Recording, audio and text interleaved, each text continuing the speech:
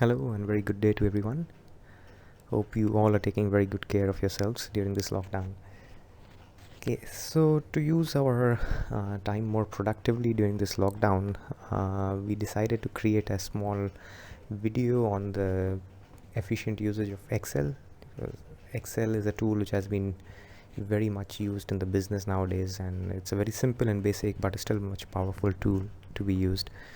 So we just thought to create this small video covering the very basics of Excel, which we as a sales staff might be needing during the course of the business and during the course of the day. The question arises, why Excel for the sales staff? So just a short answer. Excel, definitely it increases the productivity because it organizes the work. It eases the record keeping. So just for instance, we have been issuing PFIs to the customer, so you can keep a database of that in Excel, so that you don't issue a repeat PFI to a customer at a different price. Then you can keep a track record of the sales prospects, the hot prospects, and so that you don't forget it over the period of time. Then it's efficient for maintaining customer database, over the period of time. Your B cards may be evolving. You may have thousands of business cards which you can't always carry, so it's good to transfer all the data in an Excel file which you can always search, sort, and in a moment's go you can find whatever information you are trying to find. Then Excel is also needed for efficient reporting, so that you can avoid cross marketing, cross widgets, which is very common in sales. I mean, maybe some of your colleagues are going to the same customer, and end of the month, if the sales is maturing, then there's a conflict between the two. So these conflicts can always be cut down to a minimum if you are using efficient reporting in Excel. Then of course, if you know the software, it's a add skill on your CV. So these are some few benefits of watching this video probably.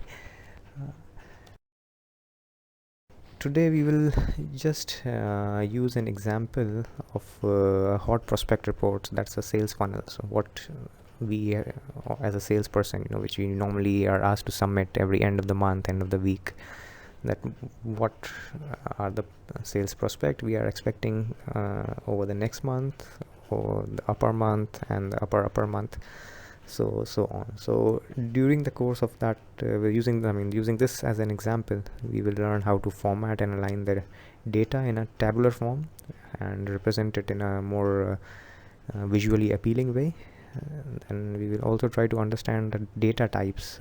So like you have the currency data type, date data type, and you have the fraction, scientific notation. There are so many, but normally in our business we will be using currency or number or date. These are the ones which will be mostly used. Then we'll also see use of some basic formulas and functions, so that we can ease out our calculation. We don't have to be doing manual calculations. So suppose you have price per unit, and you have the number of units, so you can get the total price automatically.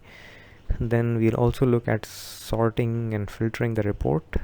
How to be doing that? Like you have a report of sales prospects, based on the month. Like this month you are expecting so and so sale, next month you are expecting so and so sale.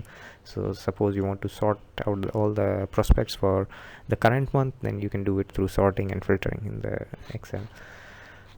Finally, we will also look at printing the file or saving the file as a PDF, which is of much use at many a times. You have to send a report, send a price list, which is in Excel format, but you don't want the customer or the person receiving it to edit it.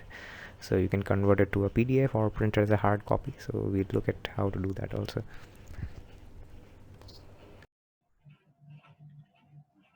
So now we'll start by naming the headers, normally the columns which we include in a hot prospect report. So the first one will be serial number, of course. Second one can be customer who is prospecting to buy. Then the product. For product, I think it's a good idea to include the brand. So we want to separate the brand and the product, so later on it will be easy to sort in case you have to in the future. So I will just insert a column between customer and product. Let's see how to do. Right click on the column on the right hand side, click insert, and then select entire column. So it will insert a column to the left hand side of the selected cell.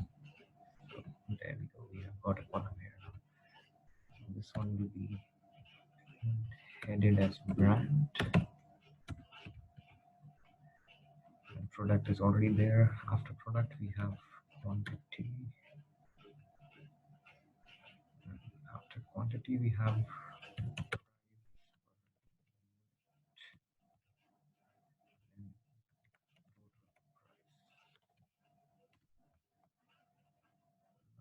draw a border across all the headers, all the columns to give it a better feel. We select all the cells and we go here, choose all borders. So that will border all the areas, left, right, top and bottom. It's going to create a border on all the sides, all the cells which are selected.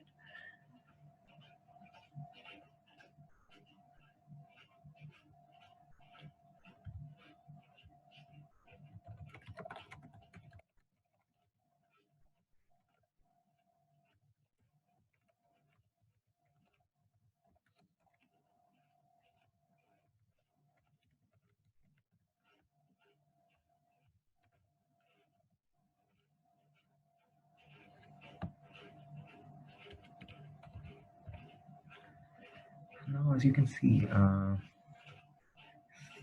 column serial number, it does not require that much of width as much it is right now. So we can reduce the width. So to do that, we just go on the top where you can see the names of the columns. Click there. As the mouse changes the shape, we click and drag it towards the left. So that reduces the width of the column named serial number or the column B. For customer name, you can see is not coming to the full. It's not displaying fully, so we can increase the width. Same process, we click on the edge between column C and column D and drag towards the right. For the brand, maybe again you can increase the size a bit. For product as well, you can increase the size. Quantity is just number 1, 2, 3, 4, so we can reduce the width a little bit. Price per unit can increase small. Total price can increase as well. Another way to do that is from here. You can as well do the same thing from this place, from format. So what you need to do is just choose the cell whose width you want to increase or decrease. Click on format, click on column width or row height, depending on whether it's the height or the width you want to increase or decrease. So we choose column width, put as 10. So you can see it has got reduced. Now let's make our headings bold. To do that, we select all the complete row which is containing the headings for each column just by clicking and dragging across, and we select the bold option. And that makes all the text bold so it can be distinguished from the rest of the content of the table. Now there's another option here, like you can see all the headers, they are aligned towards the left hand side of the cell. So if it's serial number, it is aligned towards the left hand edge of the cell. Customer name is aligned to the left hand edge of the cell. So let's try to make it center. So to do that, we select this way. Under the alignment option, we can select center align. So now you can see all the selected cells have got center lines from the left and the right. Similar way, we can even align it top and bottom. So you can see there's one top align, there's one bottom align, and we have a center align. So let's leave it as a center. It looks good. Now we can just take some Dictionary data, customer name, let's see, yes,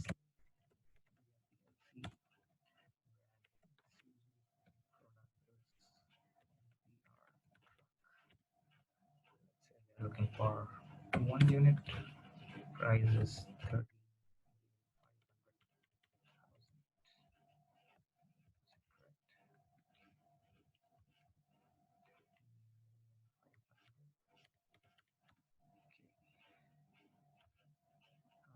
Now, as you can see, there's no comma between the digits which we have entered 13,500. It's not showing the commas in between. So what we can do, this is all related to the data format.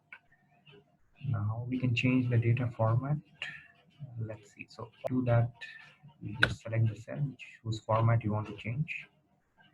Then we go to this on the home tab. We go to the number section.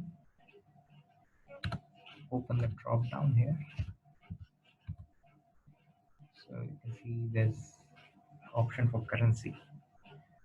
We just click currency. Now you can see it has got the commas and the decimal also.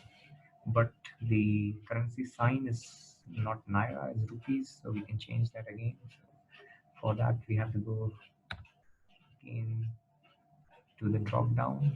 Instead of selecting currency, we go to more number formats. Now you have different category of data types. You have general, you have a number data type, you have currency, accounting, date, time, and so many. So under currency, now we can choose the symbol here. Scroll down, down, down. Try to find naira. So here you go. Now you can see the symbol has changed to naira. So you don't need to add the symbol. You don't need to add the commas while typing. You just enter the number straight away. It will automatically add the commas, the decimals, the symbol naira, and everything. So that's quite easy. Let's say Banco is Peak Milk Company. Suppose they want to buy also Suzu, say QKR crop. They want to buy, let's say, 2 units, and the price is 11 million. Now, there are two ways now. So, suppose this full column is actually going to be the same data type, same data format, which is a currency. So either we could have selected all the cells and then chosen the format we wanted, so that the format applies to all of the cells which are selected. If we have not done that, we have another way. There's a tool called Format Painter. So this over here under the clipboard option in the home tab, you have Format Painter, so that can be used. So what has to be done? First, you have to click on the cell whose format you want to copy. So this cell already is in the currency format. So we click the cell, click on Format Painter, and then click the cells to whom we want to apply that format. So we click this cell and all the cells downwards. All the subsequent cells in this column, they are converted to the currency format with naira as a prefix. Okay.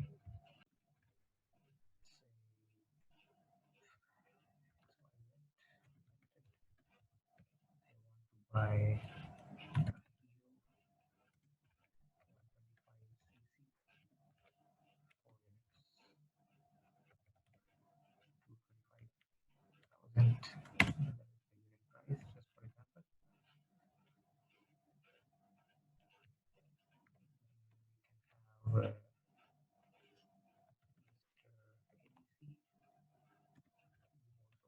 a hero,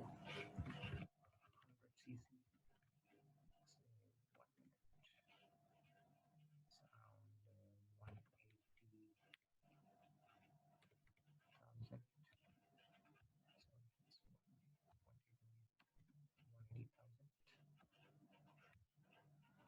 So let's take an example of accessories also. DF Enterprise. Let's say it's a dealer in Ladipo or trade fair, a Spanda market, who wants to buy NGK Spark Platinum type. Let's say they want to buy 10 units.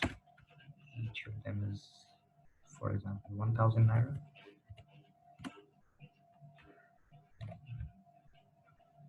Sorry. So now I think we have enough examples. Let's align the serial number to the left. So you remember how to align the text, right? In the home tab, you go to alignment section. This one. So it's aligned to the left now. Now the total price. Let's come to the total price. Okay, so total price, instead of doing your manual multiplication, so total is what is the price per unit times the quantity. But instead of doing a manual calculation every time, you can use a formula. So before using any formula in Excel, like if you want to just type in the text, you just need to type the text. But in case you want to use a formula in Excel, you have to put an equal to sign. This indicates Excel that we are about to write a formula. So what the formula should be is equal to price per unit. Price per unit is this cell, so you can even select it using your mouse. So you can see it highlights, and the cell is G6. G is the column and 6 is the row. So if you select this one, it automatically takes G6, the address of that cell. Times for multiplication, you use the star operator. If you can find where you have star in your keyboard, you can use that. So price per unit times the quantity. That is in cell F6. So we just click on the cell F6, it automatically takes, and we press enter. So you can see that the value has already come.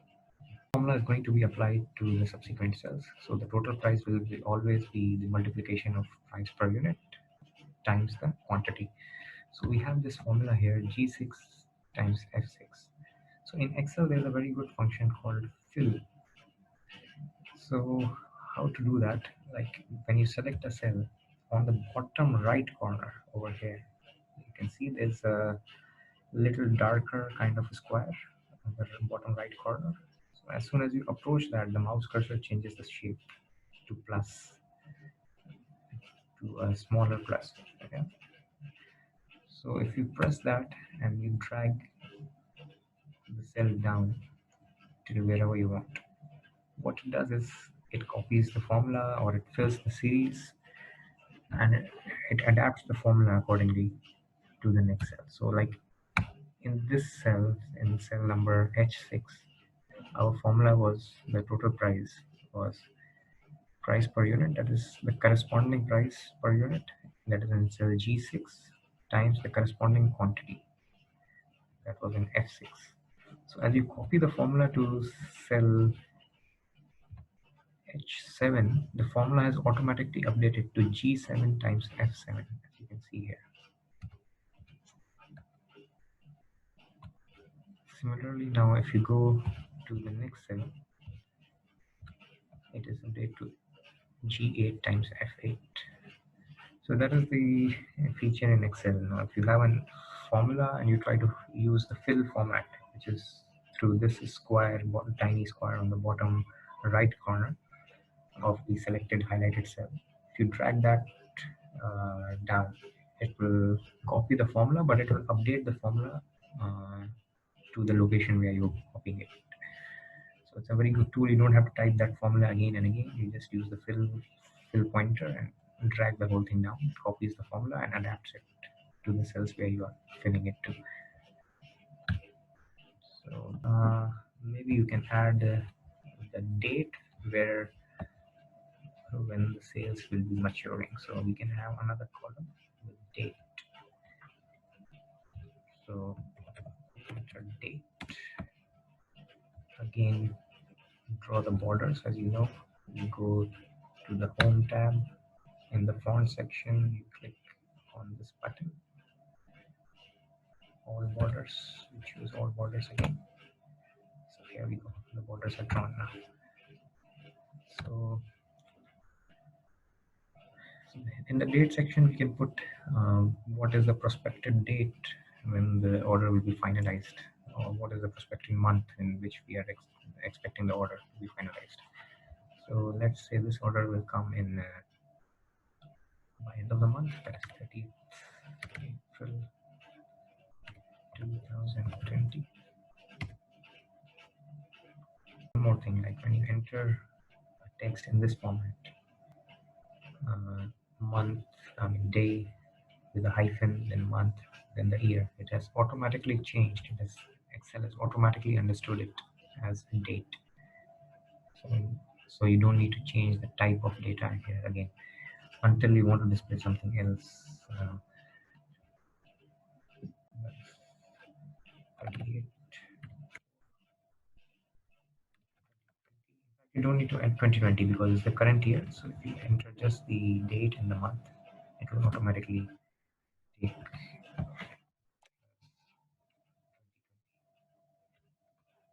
But you can see the display has gone. I mean the output is a bit different from cell I6 to cell I7. So we'll see how to change and make it uniform across. This one, let's say, is going to mature by 5th of May 2020. So we don't need to enter that. Next one, 10th of May. The one, let's say, 15th of May. Now again, like we did in case of price per unit and the total price, we can highlight all these cells to change the format and make them more uniform. Click on this number section in the drop down and choose date, short date or long date. If you want the date to display the full name of the month, 30th April 2020, like this, then you can choose the long date. If you just want it to display the numeric type format 34 2020, then you can choose that. Let's choose the long date for ease. So now you can see it automatically. What we need to do is find out the total of sales. So to do that, we have to add all these individual items, right? Instead of doing manually, we can again use a formula. So as I told, for formula, to make Excel understand that we are typing in a formula, we use equal to cell H for H6, sorry. So we select it using the mouse, plus cell H7 plus cell H8 plus cell H9 plus cell H10, and just press enter. So that calculates the total for us. Here you go. There's another way to do that, because right now we have this 5 entries. If you have like 100 entries, then manually selecting each and every cell and adding a plus sign between them will be a tedious task. So what we can do, we can use a function which is built in, which is Excel. So we use equal to again, and instead of selecting each cell, adding a plus sign in between, we have a formula called sum. We type in sum, open the bracket, and then drag our mouse over all the cells whose sum we want. So it has already understood we want the sum of cell H6 to cell H10. Now we can close the bracket and press enter. So that does the same job. Okay, similarly, we may want to calculate the sum of quantities also. So we can click here in the cell below the quantity column, type equal to, use the sum formula, open bracket, select all the cells, close the bracket. So we have it. Let's make them bold. Select this cell, make it bold. Select this cell, make it bold.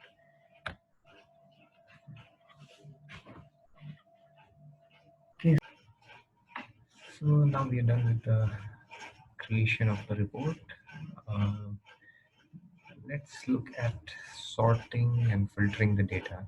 So now suppose we have the date column and we want to sort uh, the prospects which are maturing in April or the prospects which are maturing in May. So we select the full column, date column, and in the home tab, in the editing section, you have sort and filter button. So you just click that, click on filter.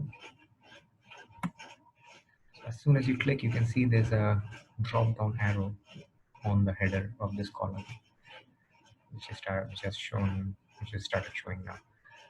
So when you click this drop down button, it will give you the options how you want to filter the data. You can filter based on the year, you can filter based on the month. So let's say we want to see only the data, I mean only the prospects which are maturing in April. So uncheck May, we only check April and press OK. So here you can see only the sales prospects which are maturing in April, you can see here. Similarly, if you want to see the ones in May, uncheck the April one, check May, and you can see only the prospects maturing in May. To clear out the filter, just click here and click clear filter from date column. So similar to this is called sorting, and this is called filtering. Similar to filtering, you can even sort the data. So now we have like 5 different uh, prospects, and we want to sort them in ascending order of the maturity date. So that is starting from April, then May, then June, like that. So we want to sort them in increasing order. Sorry, it's already sorted in increasing order. In case we want to sort them in descending order, so what we have to do. So again, we select the whole column, then again go to the editing section in the home tab, go to sort and filter, sort oldest to newest, so that the one on the last will be shown on the top and the newest one will show on the bottom. Now it's asking you if you want to expand the selection. Yes, we want to expand, so that is not only this column which got sorted, but the corresponding rows, to this, all the data which is corresponding to this row will also be sorted. So if you click continue with the current selection, only the dates in this column will be arranged in a ascending order or descending order. But in case you want the whole data to be affected, then you have to select expand the selection and then click sort. So now you can see it has got sorted from 28th April on the top, that is the first one, and 30th, then May, 5th May, 10th May, 18th May. So this is in order of the date of maturity. Let's undo the change. Okay, so we are almost done now. Let's look at how to print the file or how to save the file as PDF. So in order to do that, we have an option. We go to file, we have an option called print. From here you can select the printer you want to print it to. So mostly in the MS Office 2007 and upwards and Windows 10, you have an option of choosing PDF as a printer. So in the list of printer, you just choose Adobe PDF, and then you can check whether the display is coming all right. So at times, like if the display was this way, so the whole table is not coming in single page. You can see it's getting breaking down.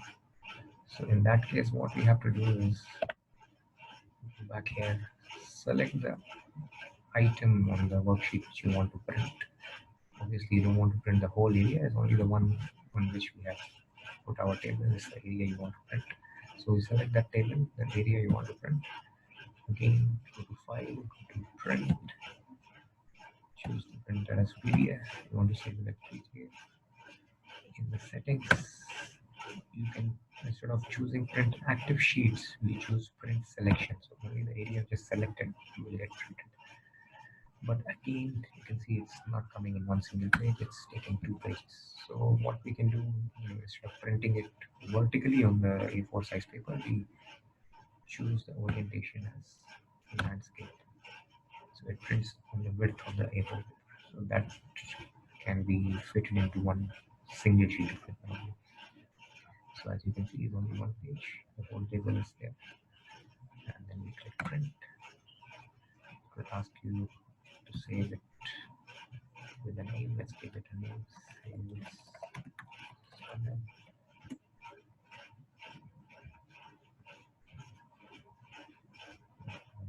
it's creating a Adobe PDF file. As soon as it's done, yeah, it's done. So you have created a PDF of the Excel sheet now, and it's ready to be sent or to be printed on a hard copy as well. Thank you for listening me so patiently, and I hope it will help you somehow in your day-to-day business. Thank you, and do take very good care of all yourselves. Thank you.